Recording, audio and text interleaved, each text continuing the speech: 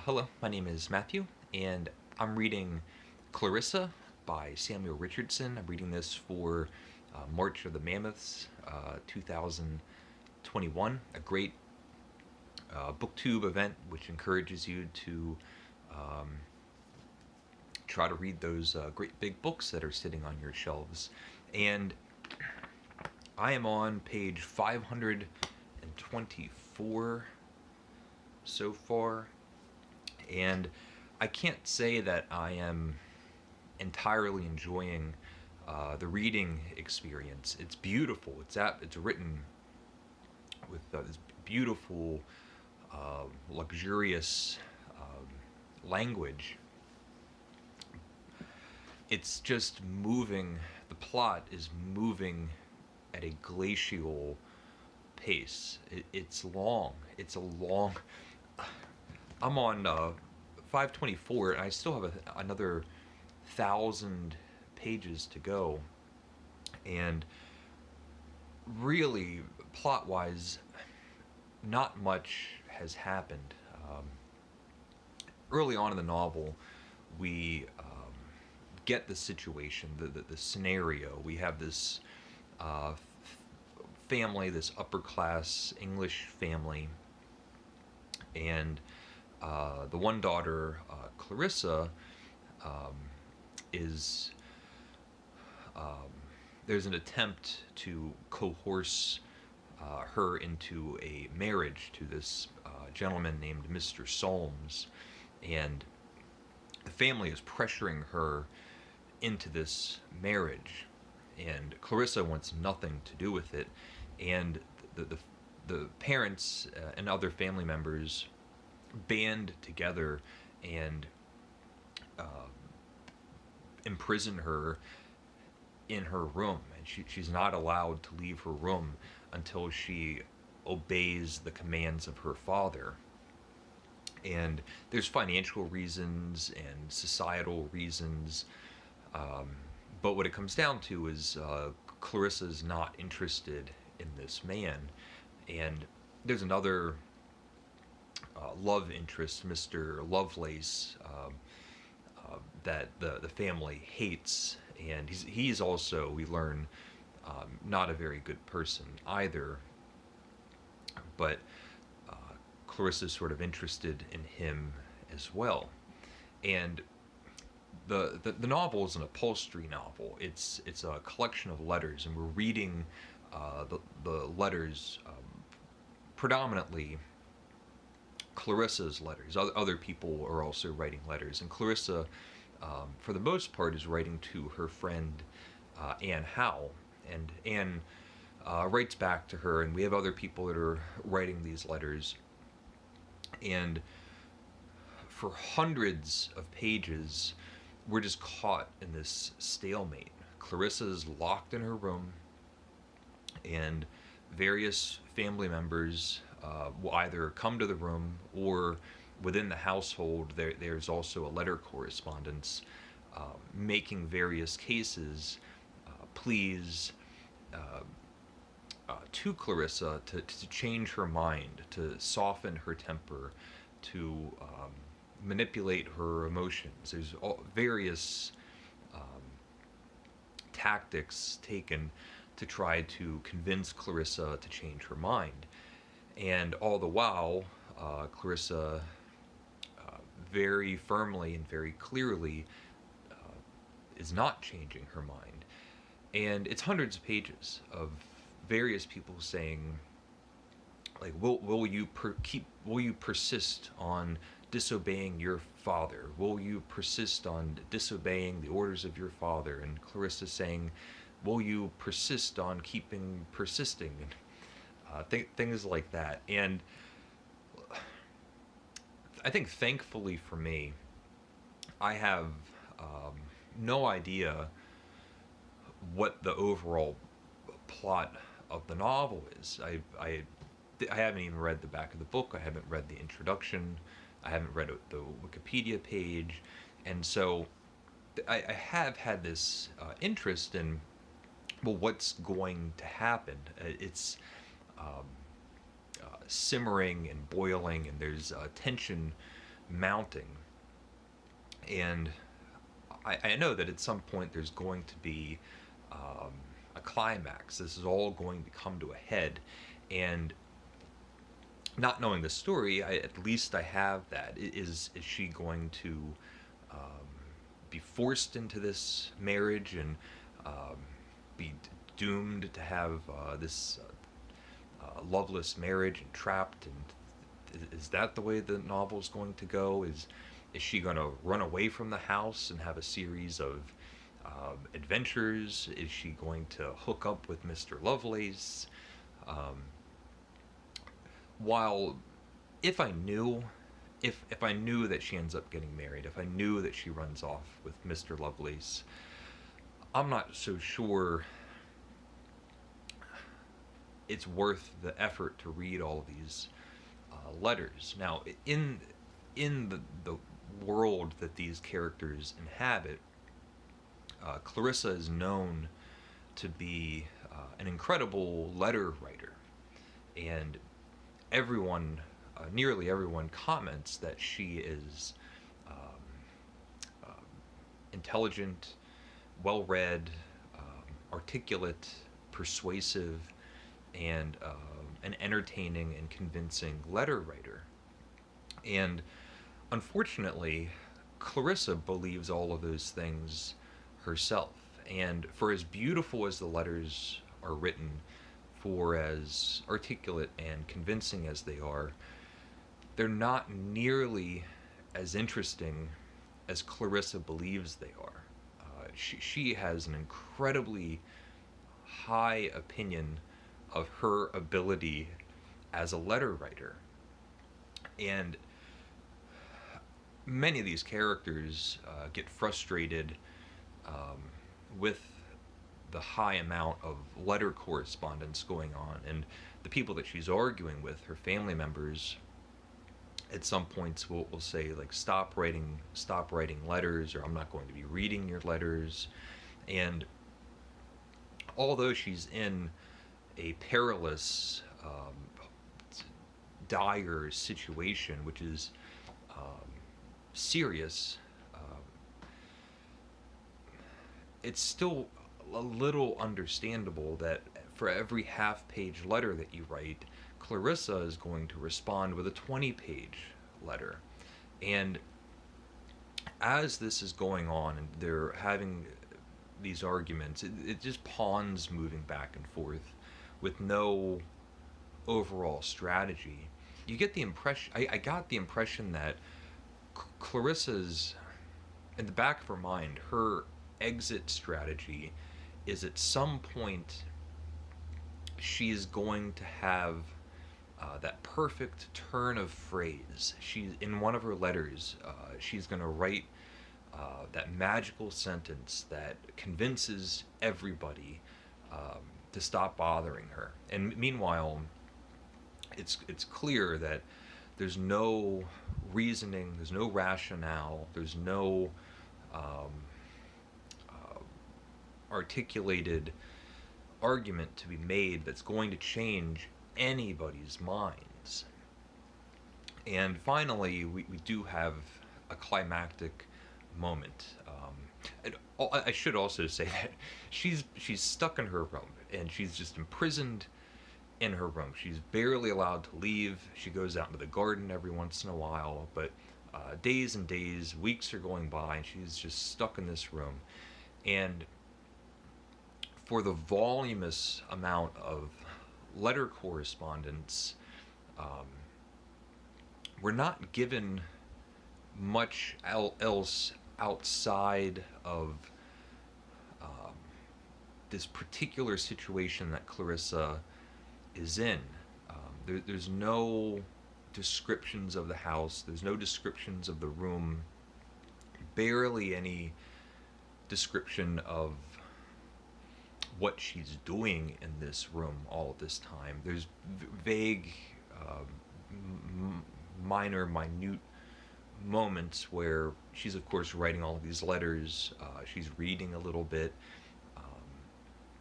At one moment, hundreds of pages in, she's writing to Anne Howe, and she says that her passions were so inflamed that she just had to sit down at her harpsichord. And there's a harpsichord in her room, and it's just now being mentioned, and it's almost unfair to use that as a criticism of the book,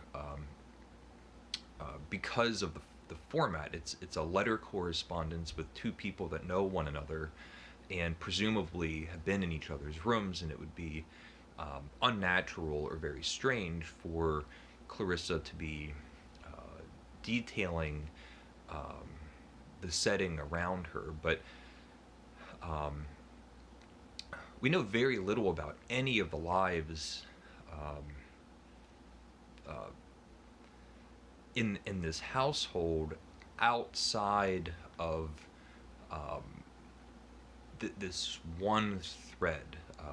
Everyone's opinion on Clarissa and the marriage. There's a few other things going on in the book, but um, the characters aren't fleshed out in any way outside of their relationship to Clarissa.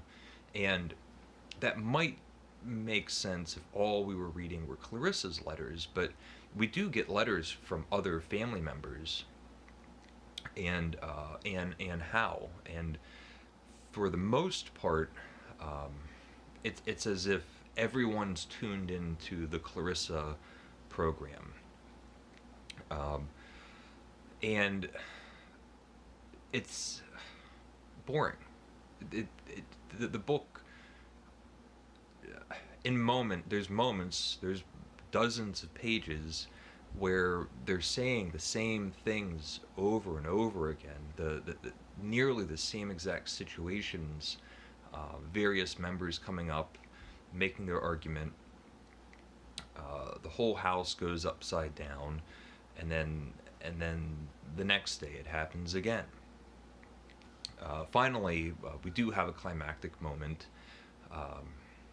Clarissa escapes in the middle of the night and has a secret rendezvous with Mr. Lovelace. And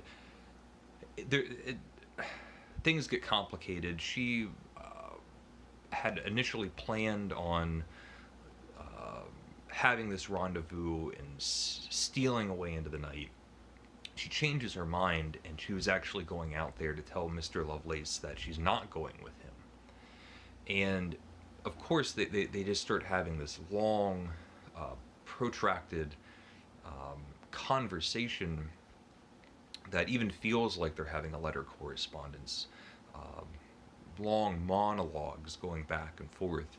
And finally, it seems as if the house is being awakened. There's people at the garden gate after Mr. Lovelace and Clarissa, and in a panic, they have to run off together. And so that's what happens. She runs off in the middle of the night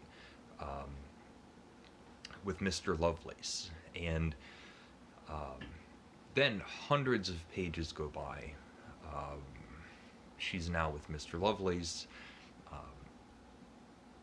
There is a great bit of intrigue, a moment where the book picked up a little bit more, and it's when Mr. Lovelace finally makes a real appearance, and we're reading one of his letters to one of his servants or henchmen or whatever. Mr. Lovelace is a rogue and a rake and a libertine, and it turns out that he is quite clever himself. He might be the only person so far capable of outwitting and outsmarting the brilliant Clarissa. And so he had a feeling that there was going to be a long, protracted conversation outside the garden gate during their midnight rendezvous. And so he had people hiding behind trees and in the bushes, and some complicated thing about having two keys, and created a scenario that was going to cause a panic to ensure that Clarissa would be leaving with him. His letters are quite good. He's conniving and manipulative and forceful. Um, and the next situation is, where is Clarissa? What's the next step for Clarissa? Where is she going to be living? Who is she going to be living with? Is there going to be a romantic relationship with Mr. Lovelace? There was a moment where Clarissa is right, I guess maybe writing to Anne, I can't remember, but makes a comment that Mr. Love, because it turns out Mr. Lovelace is a very good letter writer himself, and Clarissa, who is unsatisfied with everybody's behavior, no one matches, even outside of the horrible situation and terrible judgment that her entire family has. Even outside of that, nobody is good enough. Even her friend Anne, she's constantly criticizing and nitpicking. Part of me thinks that maybe in this world we're kind of seeing stages of grief. She's mentally or emotionally stressed out, just this constant torment, and maybe that's showing through the letters. The way that she would talk to Anne sometimes came off really bratty, but at one point Clarissa comments that Mr. Lovelace is a rather verbose writer. He's a verbose speaker. And I thought, like, of all the gall, Clarissa, who's the most, like, so, if anyone, there's no one more in love with her letters than Clarissa. She loves the sight of her penmanship. It's astounding, and she makes a point to say, like, oh, yeah, but he really does like to keep writing on and on. It's like they're almost made for each other. He's a terrible person, but and yeah, so I'm still reading it. It's beautiful. The language is astoundingly beautiful to read, and we're not so much inhabiting a world, but inhabiting the mind and heart of a young lady going through this situation. I just don't know if it calls for this length. For what I've read so far, 524 pages, easily 200 pages could have been edited out. I think other books that I've read up until this had read up until 500 some pages, and think about all of the characters that have been fleshed out, all of the plot points, the world that they're living, philosophical ideas. For as huge as this thing is, it's just laser focused, railroad focused on just this one situation. And it could open up, it could turn out that as I'm reading it, things start to justify themselves. But even though I still have 1,000 more pages to read, I'm also a third of the way through the book. So as an expectation that I have as a reader is, I want to be entertained on every page, and I want to feel like things are progressing, and it's moving at a snail's pace. The actual plot points could be just elaborately written on a single page with great detail. So yeah, that's what I think so far. There's a lot that I like. It is a bit frustrating with how many letters there are. It's just long. It's a long book. So that's how I'm doing so far. I'm not putting it down or anything like that. I'm carrying on, but a few issues. Um, Let me know what you think. Let me know if you've read it or if you're reading along. Um, and leave a comment if you would like. And thank you for watching.